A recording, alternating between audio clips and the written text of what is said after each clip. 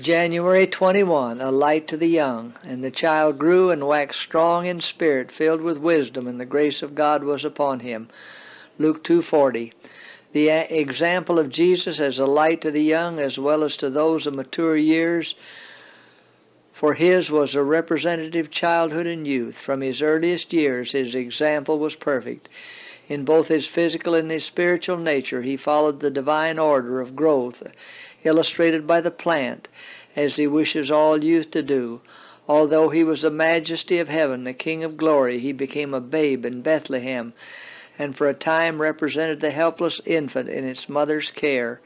In childhood he did the works of an obedient child. He spoke and acted with the wisdom of a child and not of a man, honoring his parents and carrying out their wishes in helpful ways according to the ability of a child.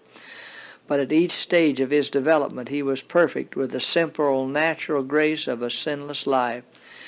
Joseph, and especially Mary, kept before them the remembrance of their child's divine fatherhood. Jesus was instructed in accordance with the sacred character of his mission. His inclination to write was a constant gratification to his parents. The questions he asked them led them to study most earnestly the great elements of truth. His soul-stirring words about nature and the God of nature opened and enlightened their minds.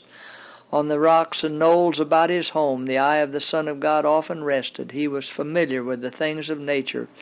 He saw the sun in the heavens, the moon and stars fulfilling their mission. With the voice of singing he welcomed the morning light. He listened to the lark caroling forth music to its God, and joined his voice with the voice of praise and thanksgiving. Quiet and gentle, he seemed as one who was set apart. Whenever he could, he went out alone into the fields and on the mountainsides to commune with the God of nature. When his work was done, he wandered by the lakeside, among the trees of the forest, and in the green valleys, where he could think about God and lift his soul to heaven in prayer.